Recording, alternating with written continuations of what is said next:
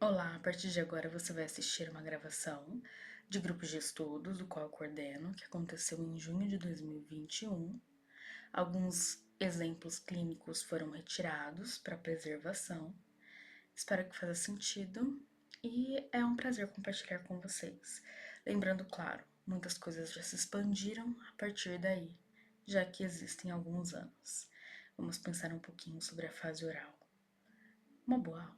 Então, estamos no livro do professor Renato, Psicanálise do Saber ao Estar Sendo. Neste livro, nós paramos no subtítulo A Fase Oral, a página 33. Vamos lá.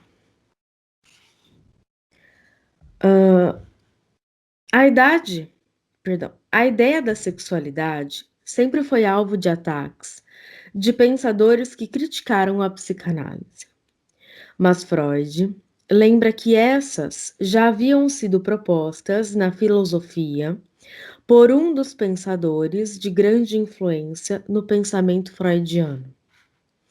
Já faz um bom tempo que o filósofo Arthur Schopenhauer mostrou aos homens em que medida seus feitos e interesses são determinados por aspirações sexuais, e parece incrível que todo o mundo de leitores tenha conseguido banir de sua mente, de maneira tão completa, uma divergência tão impressionante.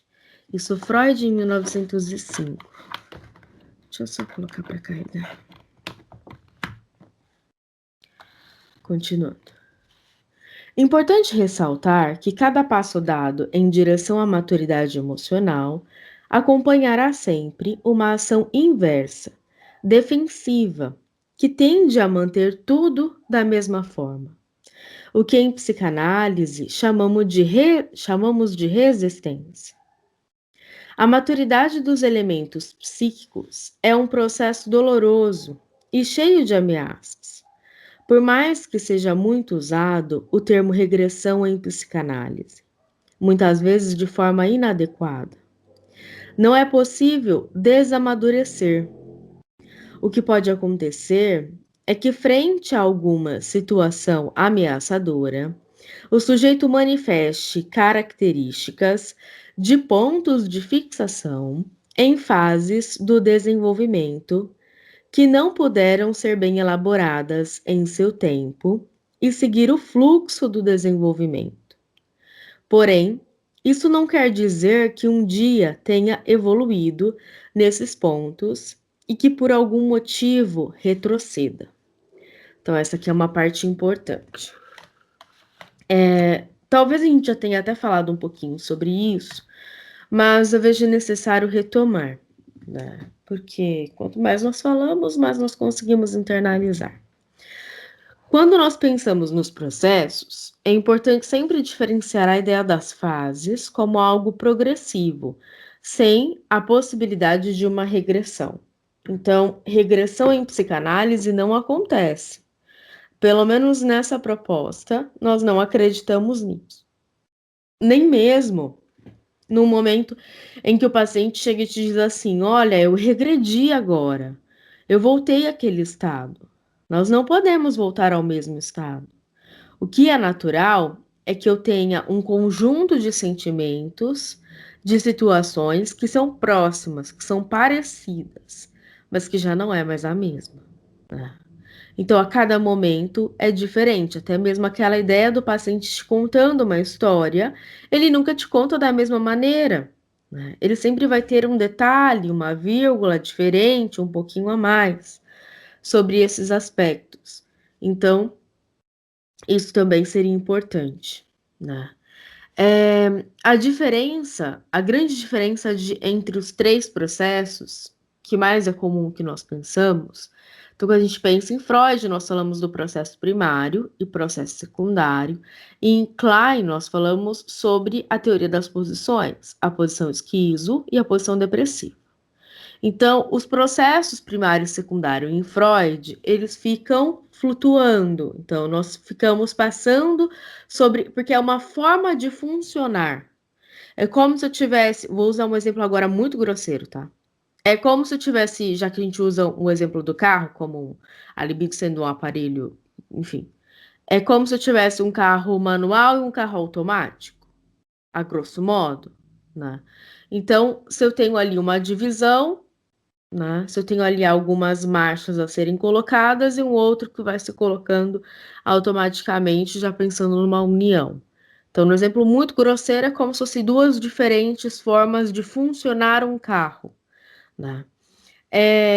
Então, o processo primário ele é uma forma de funcionamento que estaria estritamente ligado, parte daí a ideia da Klein da posição esquizoparanoide, que também é fragmentação, ou seja, eu não vejo a realidade por completo.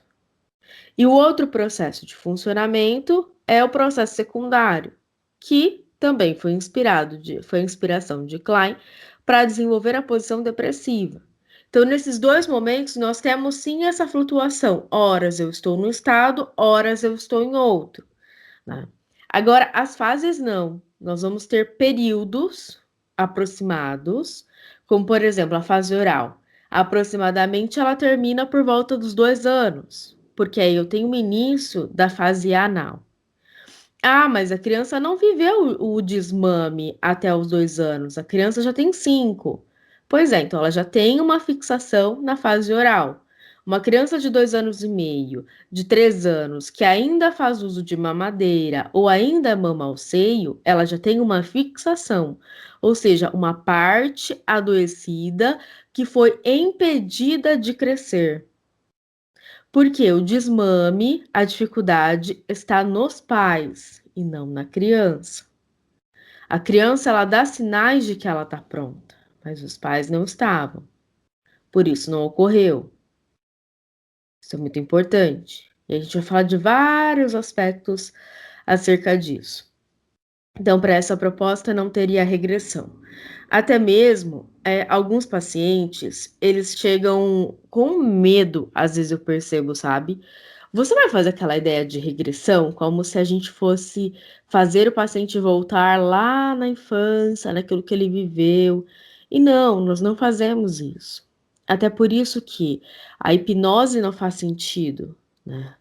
Para nossa perspectiva, com base em Bion, se houve, né, a para o surgimento da psicanálise, se houve o abandono da hipnose, não faria o menor sentido unir as duas coisas. Como hoje em dia nós vemos alguns profissionais fazendo essa ligação entre hipnose e psicanálise. O Freud deixa claro, a única coisa que se mantém da hipnose é o divã, o único aspecto, porque o outro deixou de fazer sentido, né? Então, uma coisa não está vinculada à outra. Uma coisa nasceu da outra, mas houve um abandono, né? E o Bion traz isso com mais evidência, né? Sobre o fato de como ocorre a sessão. Não é possível essa regressão, né? O que nós vivemos é recordar algumas memórias, que é como um paciente estivesse sonhando ali quando ele te conta. O pensamento é um sonho, né? Então, quando eu revelo alguma lembrança que está partindo de mim, né? Falando aqui, me lembrei de um episódio da infância e eu vou te contar. Qual que é a ideia disso? Quando você vive uma experiência, você vai guardar aquela experiência com a maturidade e a visão que você tinha naquele período. Então, se eu estou falando de uma criança de 4 anos, eu vou guardar aquela memória com a perspectiva de uma criança de 4 anos e não com um de adulto. Então, quando eu olho para aquele acontecimento de novo, não houve uma regressão, mas eu me recordei, vieram memórias, lembranças, sensações.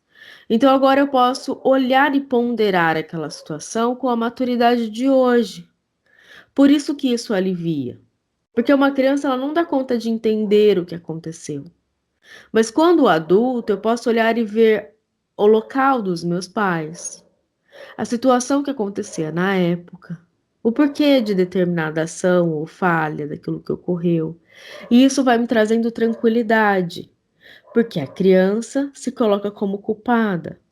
Já o adulto, por ver a situação, entende que não tinha culpados. Aí a gente tem uma transformação. É basicamente isso que nós fazemos em análise, junto com o paciente, oferecendo para ele um ambiente seguro para que ele possa viver isso. É fácil? Não. Dói pra caramba revisitar, sabe?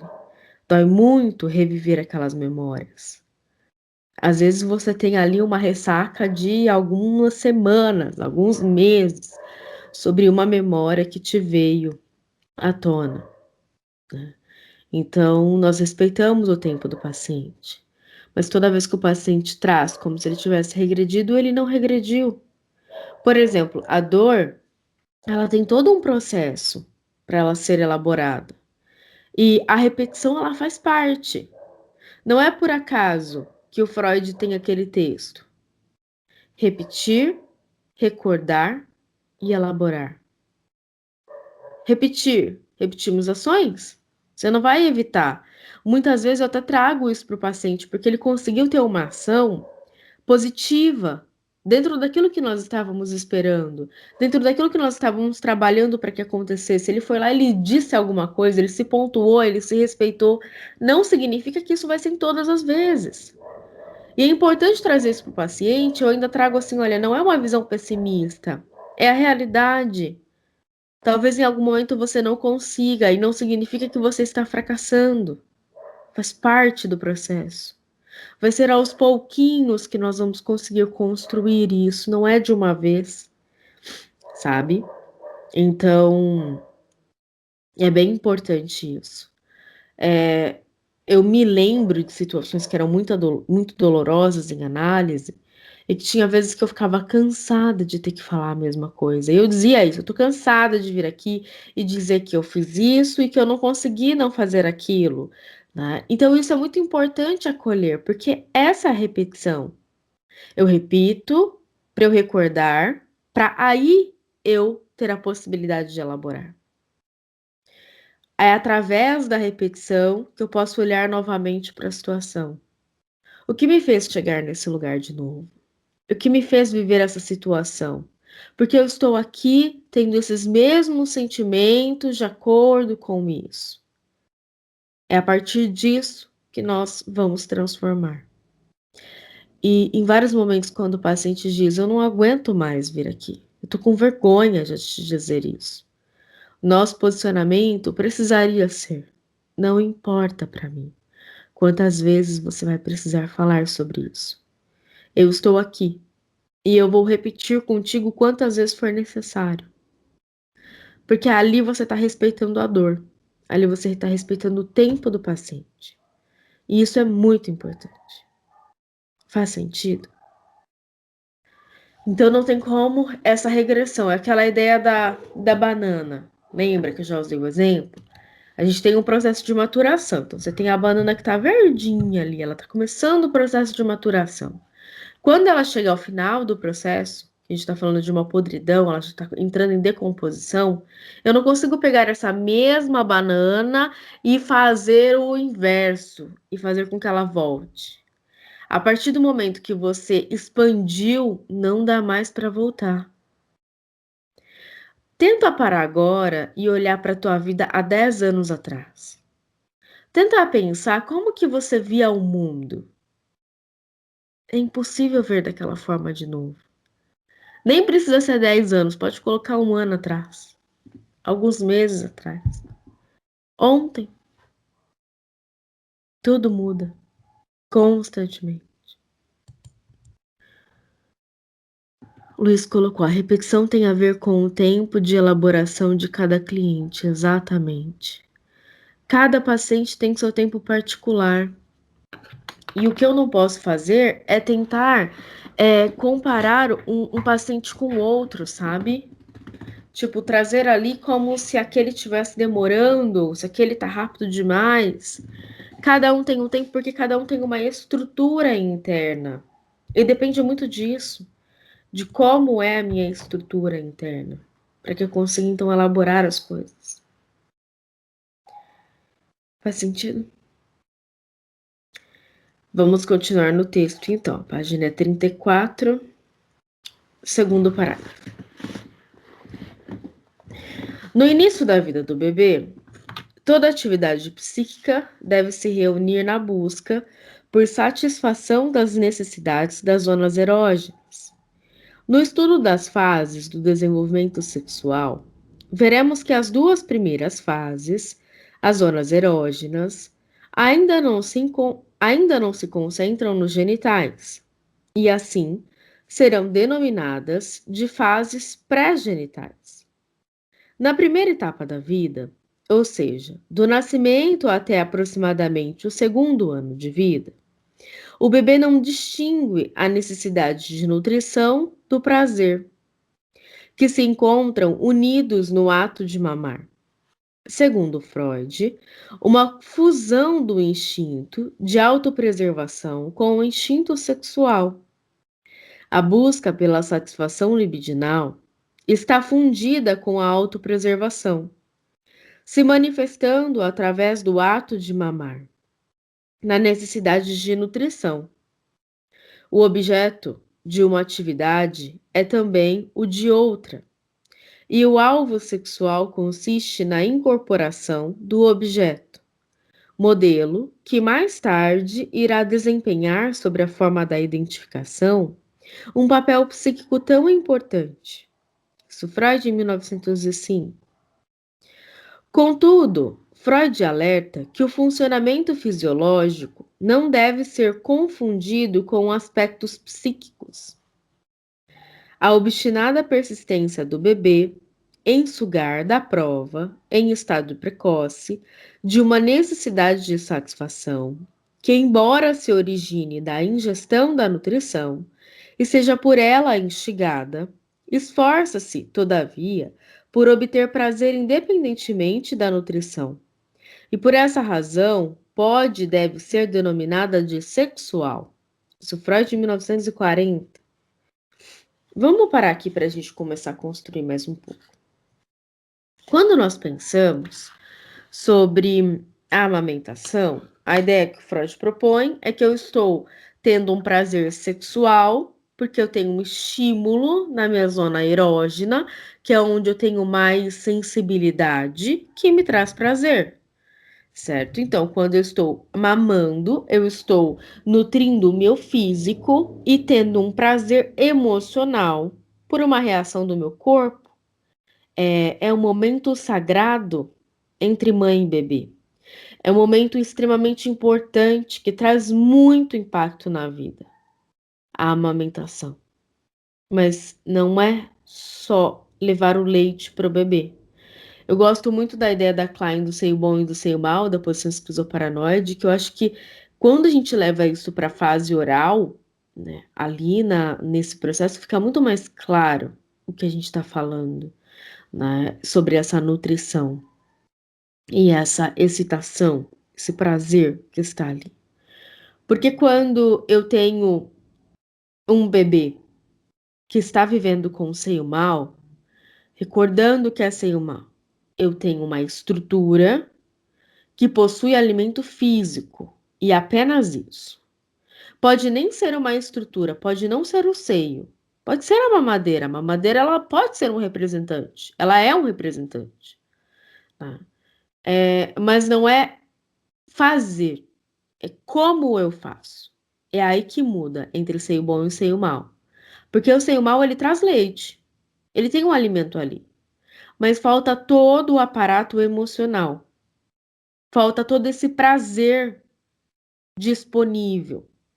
Quando é seio bom, eu tenho um alimento físico, eu possuo uma estrutura, seja ele seio ou mamadeira, mas além disso, eu tenho carinho, eu tenho um olhar, eu tenho uma segurança, eu tenho uma estabilidade. O colo da mãe, ele é estável, ele é constante. O amor é empregado. Existe tranquilidade, existe acolhimento, existe amor ali, sabe? Diferente do seio mal, que é instável, que dói, Não que não tenha dor, tá? Amamentação, para quem já viveu a amamentação, é um processo doloroso, não é tão gostoso assim, né? Fora os conflitos que podem surgir nesse processo. Então é natural. Lembra, a mãe suficientemente boa de Winnicott, ela oferece sem o mal, porque ela é humana. A gente está falando de uma frequência maior. No seio mal, vem essa irritabilidade, vem essa inconstância, sabe? É uma montanha-russa de emoções. Eu só quero que termine logo, eu só quero evacuar, eu só quero esvaziar o meu seio. E aí precisa ser rápido. Olha o quanto esse sentimento de seio mal fica presente numa compulsão alimentar, numa voracidade. Quando eu, enquanto mãe, tenho aqui, porque o seio da mulher que acabou de ser gestante, se não tem uma deficiência física, estrutural ali, existem os momentos certos em que o seio ele enche tanto de leite que ele provoca uma dor muito grande. E é preciso ordenhar aquele seio, porque senão aquilo gera uma mastite, gera um empedramento, e aí provoca muito mais dor e ferida. Então, vem com uma questão de necessidade. Chega uma certa hora, começa a vazar leite, porque é o momento da amamentação. É o momento que o corpo da mulher entendeu que ele já produziu, ele encheu ali, agora o bebê pode então se nutrir. E se a minha necessidade é apenas de evacuação, não é de nutrição, não é de carinho, não é de afeto, eu quero só que seja rápido. Porque eu tô sem tempo, porque eu tenho um monte de coisas para fazer. É isso que o bebê recebe. E aí, quando você vai ver uma voracidade, qual que é o intuito da voracidade? Alguém que tem uma compulsão alimentar, e eu posso falar isso com propriedade, por já ter vivido em vários episódios, você não sabe o gosto da coisa. Você não sabe a quantidade da coisa. Porque a única sensação é seja rápido. E a rapidez entra num intuito como se você fosse ser roubado, como se não fosse sobrar para você, mesmo você estando sozinho. A coisa é tão interna, ela é tão persecutória da posição esquizo paranoide, que a sensação é que você vai ficar sem algo quando não tem mais ninguém na casa. Você tá sozinho. Mas a sensação é de roubo, de privação. E aí, o Bion vai trazer um olhar que para mim faz todo sentido. Eu só não lembro se ele fala, é um dos 3 livros, ou é em Conversando com o Bion, que é um livrinho azul, ou é na eu não lembro onde foi que eu li, se é na Clínica de Tavistock ou se é nos Seminários Italianos. É um dos 3. Mas vale a pena ler os 3. Quem tiver, vale a pena a leitura.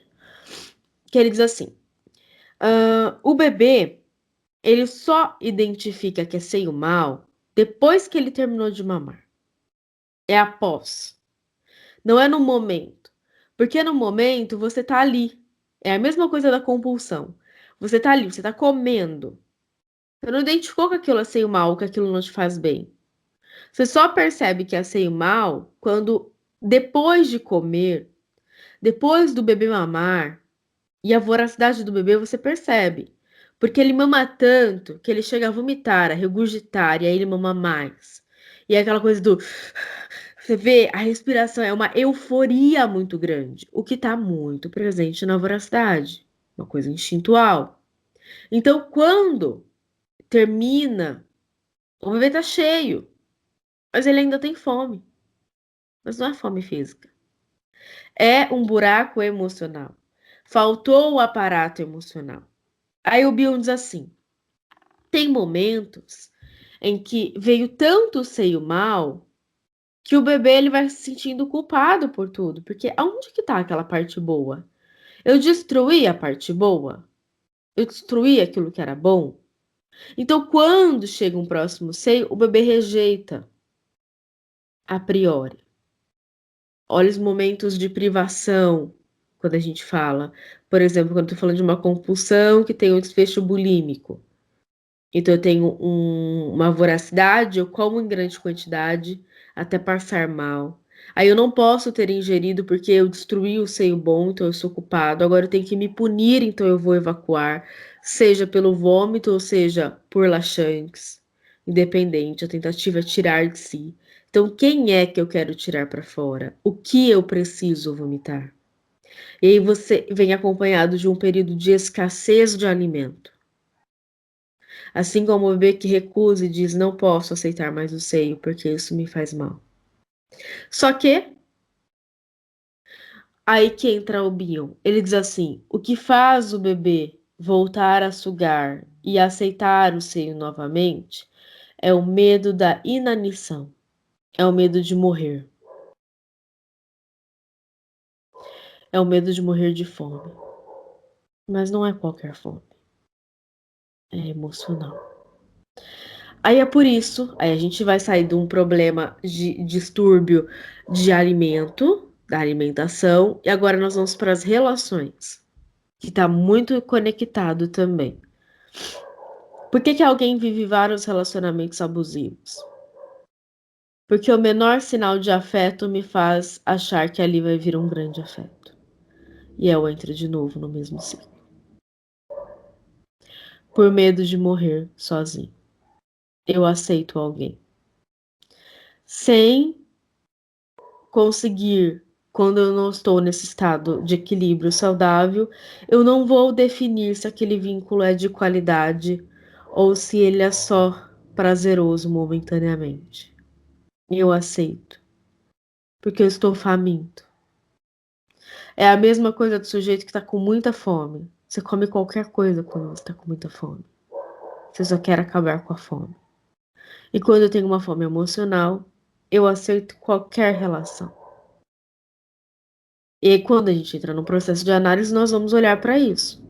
Então, você percebe que a amamentação, olha o impacto que tem em relacionamentos, alimentação, tudo isso está envolvido. Então, não é por acaso. Então, você não vai tratar um problema relacionado à alimentação simplesmente com orientações, com dietas, com restrições. Esse sujeito vive restrição a vida inteira. Vive uma questão de privação uma vida inteira. E aí, quando a gente olha para a anorexia, por exemplo, que então é a recusa do alimento, eu entendi que eu destruí o seio. Então, eu me torno o seio mal. Eu não tenho um seio mal perseguidor, eu sou ele. Então, tudo que eu toco, eu destruo. Então, eu não toco mais. Então, eu não me envolvo em nenhum relacionamento. Porque nada vai ser real, nada vai acontecer. Então eu não vou nem comer o alimento. É tanta punição por ter ingerido algo que, por exemplo, quando nós falamos de um distúrbio alimentar da anorexia, o sujeito pode comer três folhas de alface, três folhas, literalmente, e querer ir para uma academia e ficar 5 horas. Porque as calorias que tem nesse, sabe? Além disso, você percebe que alguém que está nesse processo tem um corpo infantilizado, é um corpo que não se desenvolve. É como se eu não pudesse comer, eu não posso sentir fome, eu passo a ter prazer ao sentir fome. Eu passo a ter prazer no desconforto, porque a privação foi tão grande lá atrás que eu precisei me adaptar a longos períodos de escassez. Eu precisei me adaptar à ausência.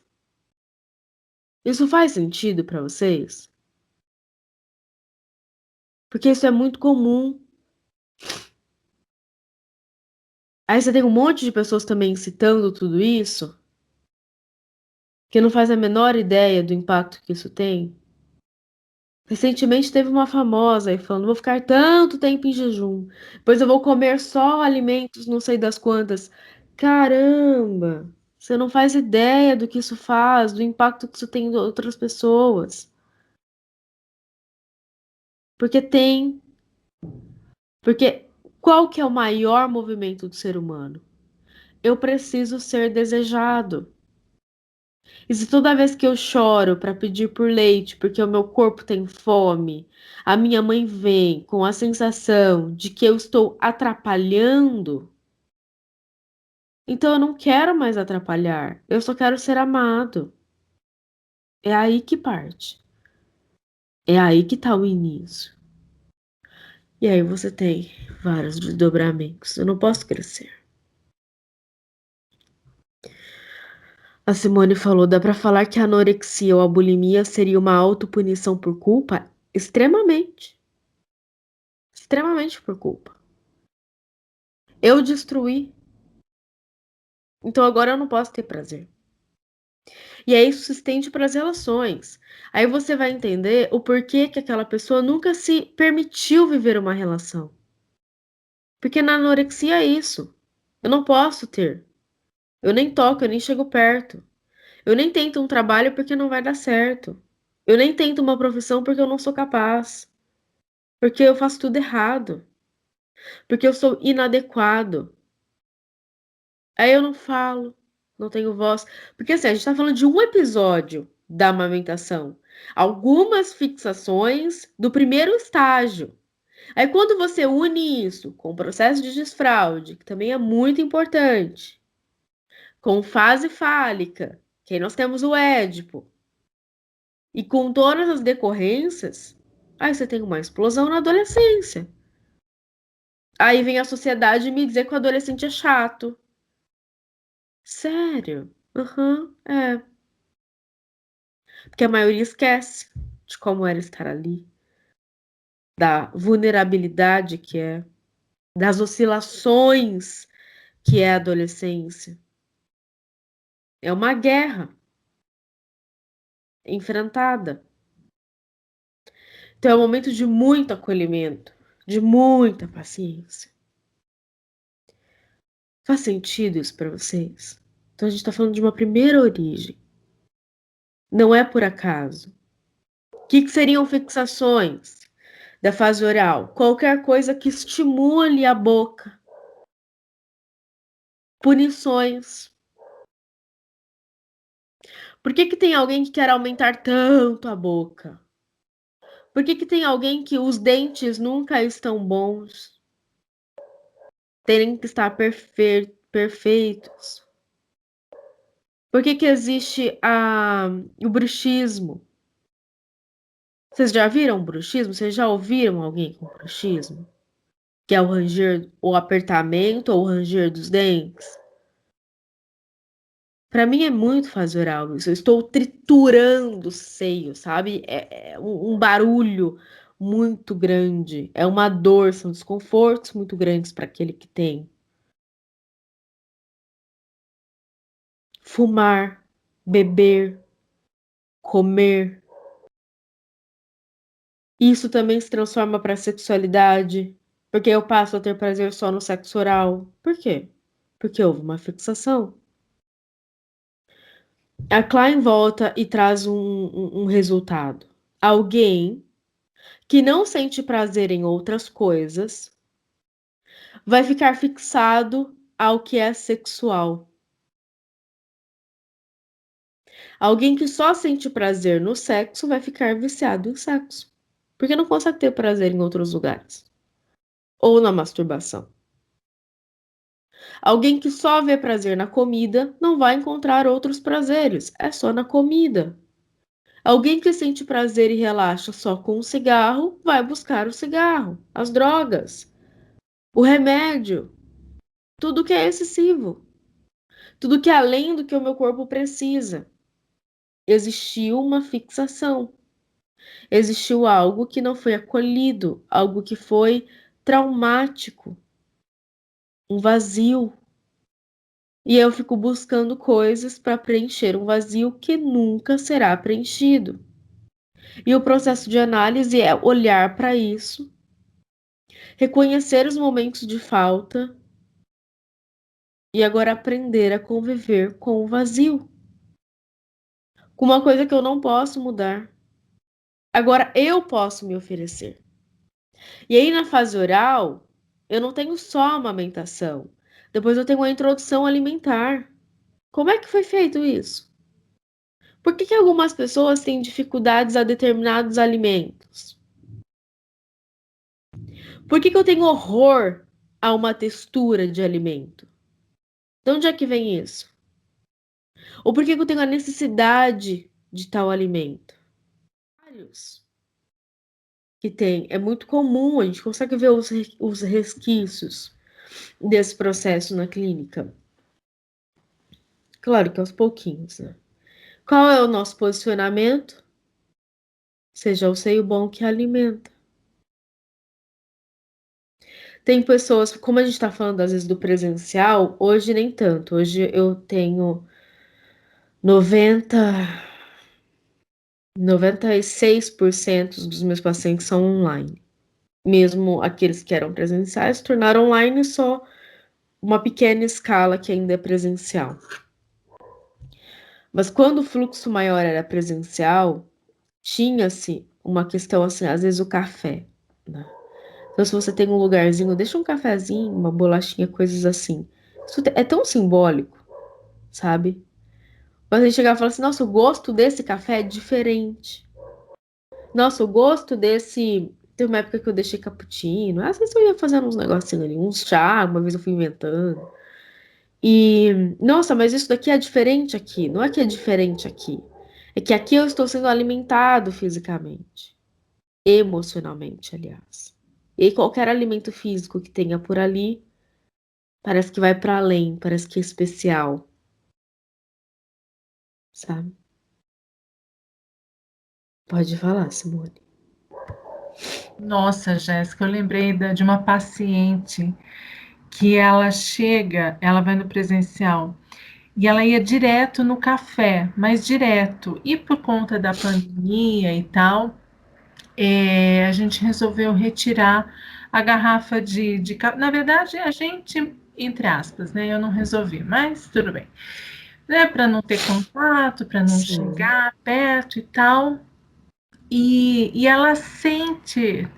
Um dia ela falou: Nossa, não tem mais o café. Eu falei: Não tem. E agora você falou, veio ela na minha cabeça e eu vou atender ela amanhã e eu vou fazer café. Isso. Leve na sala. Deixa dentro da sala, É mesmo, legal, vou fazer isso. sabe? Muito importante. O paciente ele chega assim, ai, pode fazer o cafezinho? E é o que acontece no meu consultório, eu tenho uma máquina daquelas Dolce Gusto, só que é uma antiga. Então, assim, ela é tão antiga que ela não tem aquele negócio de voltar sozinho, sabe? Você que tem que voltar. E, enfim, aí acaba que os pacientes chegam e eles pedem para que eu faça, né? Então, na hora que chega, eu vou ali e coloco. Então, assim, eu taco álcool em tudo, mas, gente, não dá pra deixar, sabe? E aí faz ali, a pessoa toma do jeito que quiser lá. Mas tem uma questão simbólica, sabe? Uma bolachinha, um docinho, um negocinho que tá ali, que vai pra além. É a mesma coisa a criança quando ela pega. Às vezes a gente deixa bala, ou às vezes eu deixo uns dadinhos, uns docinhos ali, não tem problema. E a criança pega mais daquilo que ela precisa, sabe? Você vê a necessidade de pegar a coisa a mais, de te levar para casa, a voracidade de ter você um pouco mais em alguns lugares, né? E às vezes a criança nem come aquilo. É mais para te levar mesmo, é mais para ter ali um símbolo, né? Alguma coisa. Então, também faz parte, né? No presencial, nós temos essa possibilidade, e no online você vai percebendo algumas coisas. Então, tem pacientes que me esperam para almoçar, e às vezes eu vou atender 2 horas. Ah, eu te esperei para almoçar, é que não deu tempo, sabe? Posso? Pode, você se importa? Não, pode comer, você precisa que eu esteja aqui enquanto você come algo? Ou de manhã, logo pela manhã, sabe? No começo do consultório, eu tinha tanta restrição com aquilo que eu iria fazer, sabe? Me falavam que eu não podia fazer nada na faculdade, então eu tinha que ficar apática ali olhando. E agora, tipo, depois que eu fui entendendo, né, me aprofundando mais na ideia do GEPA, que o professor Renato nos traz, então, assim, é tão mais libertador, sabe? De faça o que você quiser. Então, na hora que eu tô ali com o paciente, eu sempre faço um chazinho pela manhã, faço ali o meu chazinho junto aqui. Eu tô aqui atendendo, é online. Tô tomando meu chazinho, às vezes eu fiz ali que nem hoje pela manhã eu tomei um cappuccino, então eu tô aqui tomando com o paciente, tá tudo bem. Às vezes eu tomo uma coquinha à tarde, que eu gosto, às vezes eu faço minhas coisas. Ok. No consultório do professor Renato, por exemplo, ele colocou um frigobar na entrada e tem um monte de latinha de refrigerante. Para quem quiser pegar ali, tem refri, tem sempre tinha bolachinha, algum docinho, alguma balinha, né? Sempre água disponível, um cafezinho, um chá, sempre essas coisinhas, sabe? Isso daí também é importante. Não que você tenha que ter tudo isso, não é isso, né? Mas quando houver a possibilidade, isso também é interessante, por quê? Porque é liberado, é o que você quiser. Privação, aquele que chega pedindo ajuda, ele já teve muita privação, sabe? Faz sentido? Então tá muito conectado, muito importante. Claro que já falar de várias coisas a esse respeito, né? Mas são alguns detalhezinhos para a gente já ir construindo. Vamos continuar no texto, então. Nesta fase, denominada por Freud de organização sexual pré-genital canibal. Por que canibal? Porque eu quero comer o seio. A gente fala da voracidade, é a tentativa de engolir a mãe, devorar a mãe. Então é canibal. A boca é a primeira via de contato com o mundo externo, que neste momento se reduz ao seio. É na região bucal que está localizada a área erógena nesta fase. Sem a excitação na área bucal, a alimentação provavelmente seria deficitária, colocando a saúde do bebê vulnerável. A cada contato com o real, compreende uma tentativa de comê-lo, incorporá-lo pela boca. Quando nós pensamos nesse processo, e é muito importante que isso esteja consciente em nós, para que quando nós recebemos uma mãe, ou você esteja atendendo uma criança, você possa trazer essas orientações, né? Porque assim, a amamentação, principalmente no início da vida, ela pode levar horas, horas, uma amamentação. Por quê? Hoje, na vida adulta, o músculo mais desenvolvido do nosso corpo, e eu não sei o nome agora no caso, mas é esse da face, que nos permite se alimentar. Porque, como nós falamos, nós comemos, então é um músculo que é exercitado frequentemente. Então, ele é o mais forte, né? Só que no início da vida você não usava esse músculo. Então cansa. Um bebezinho, ele tá aprendendo a respirar, a controlar tudo que tá acontecendo ali. Então, no início da vida, no primeiro contato com o seio, às vezes o bico da mãe, porque você tem o formato do seio, só que é necessário que tenha uma curvatura de bico, como se fosse o bico da mamadeira, né?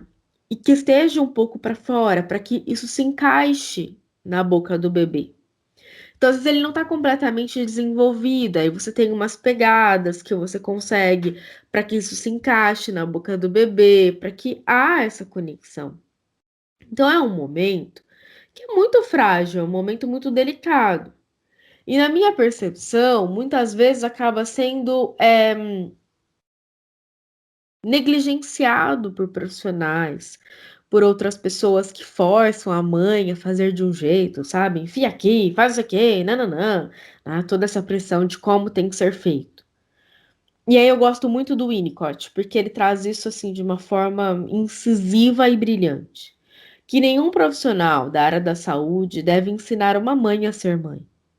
Esse não é o nosso papel. O nosso papel é aprender com as mães. É aprender com aquela maternidade. Eu posso ajudar, orientar, estar junto, mas deixar que aquela mãe faça no próprio tempo. Que aquele contato aconteça no próprio tempo, porque vai acontecer. Só que quando essa mãe recebe que ela tá fazendo errado, que não é desse jeito, que nossa, nunca vai dar certo, que não, toda aquela pressão, ela fica insegura. E às vezes ela pode desistir do processo, porque falta um aparato, falta a função paterna também, que traz muito impacto isso. Além de todos os conflitos que eu tive na minha amamentação, quando uma mãe vai tornar-se mãe, os conflitos com a função materna que ela própria teve enquanto filha, e a mãe que recebeu, que é a referência, explodem no momento da maternidade. Isso é muito comum, faz parte do processo. Então, quando tá vivendo essa primeira experiência, é preciso ter paciência, dói, é desconfortável, né? Até o leite descer é um processo emocional, a mãe precisa relaxar para que esse leite desça, para que o processo de amamentação aconteça. Então, tá tudo conectado, né? O emocional ali com o físico, com aquilo que está sendo vivido, é muito importante, né? Esse cuidado para com isso.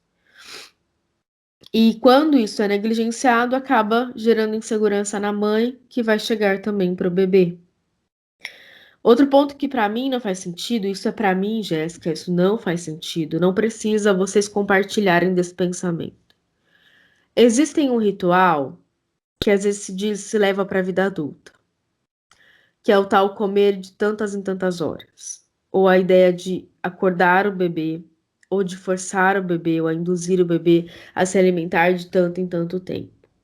Para mim, isso não faz sentido, porque quando eu penso que eu digo para alguém que tem que comer, eu estou fazendo uma violência com aquela pessoa. Então, se um bebê me sinaliza todo o desconforto, por que ele não sinalizaria a fome? Que, cara, você ter fome é uma dor horrível. Então, o bebê ele vai me dizer quando ele estiver com fome. Isso vai acontecer de forma natural. Há um desconforto. Só que o que é preciso entender, quando você vai vivendo esse processo que, para mim, faz sentido a amamentação de livre demanda, ou seja, ao quanto for necessário e ao tempo que for necessário, isso se estende depois para uma introdução alimentar, isso se estende para a vida adulta. Eu respeitar o que o meu corpo pede. Eu tô com sede, eu tô com fome, eu tô precisando de tal alimento, o que é que tá acontecendo comigo? É aprender a se ouvir. E isso é abafado. A minha percepção por todas essas regras, por todas essas coisas que são impostas, sabe? Que já viriam. Imagina da estação, é por isso que a criança vai levar tudo à boca. Porque ela tá conhecendo o mundo através da boca. Então ela vai conhecer o seio da mãe, o rosto da mãe. Por isso que às vezes a criança ela vai vindo assim, né? Ela vai te conhecendo, ela vai colocando uma boquinha, qualquer coisa que você der, ela vai levar a boca, né? Até os 2 anos, porque ela tá te conhecendo, é a forma, é o lugar mais estimulado. Por que que se promovem algumas feridas depois? Sabe? Aqueles que puxam pelinha da boca, que mordem a lateral da boca. Por que que eu preciso atacar essa região? Plásticas nessa região. Por que aqui? Ou um adoecimento nessa região. Para mim, tudo tem essa origem. Para mim, faz muito sentido a histeria e o quanto ela impacta na vida, sabe? Porque é ali aquele problema. Porque desenvolver ali um adoecimento. Na minha percepção, o desmame pode durar até 1 ano, mas ele se inicia por volta de 1, quando tem o aparecimento dos primeiros dentes, quando a criança já come outros alimentos. Então, o leite ele não é vital para a sobrevivência. Ele passa a ter um caráter emocional.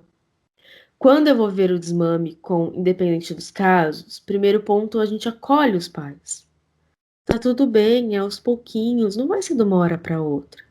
Escolha uma mamada que você acredite que aquele momento não é fome. E aí você vai oferecer mais carinho, e sempre falando para a criança: eu estou aqui, eu não vou desaparecer, eu não vou te abandonar. Você está crescendo. Em alguns casos, É até bacana você mostrar, por exemplo, fotos ou roupinhas da criancinha menor. Ela já está com 2 anos, então ela vai entender: olha, nesse momento, você só tinha o seio aqui, ele era essencial para você se alimentar. Mas agora você já está grandinha. Aí eu vou ressaltando as coisas que a criança já faz com aquela idade, para que ela também sinta prazer em crescer, para que não seja ruim, só perda. Não, eu tenho ganhado coisas. Olha, você é o fato de falar comigo agora. Nessa época você não falava com a mamãe. Era de outra forma. Então, quando você vai ressaltando, esse desmame ele vai acontecendo de uma forma natural. O que é visível? Existe uma fixação. Ela já iniciou a fase anal, então daqui a pouco vai vir desfraude em algum momento. Então, acolhe a mãe para o desmame, mas o desmame precisa ser interno na mãe. Por quê? Quais são os medos dos dois, bebê e mãe? Perder amor. A mãe tem medo de desmamar e aí impede o processo. Porque quando você desmama, é um novo corte do cordão umbilical. Então, agora, aquele bebê, ele não precisa essencialmente da mãe. Alguém poderia acalmá-lo ou alimentá-lo. Então, é um processo doloroso também. Então, ela vai ter que reviver o processo dela de desmame.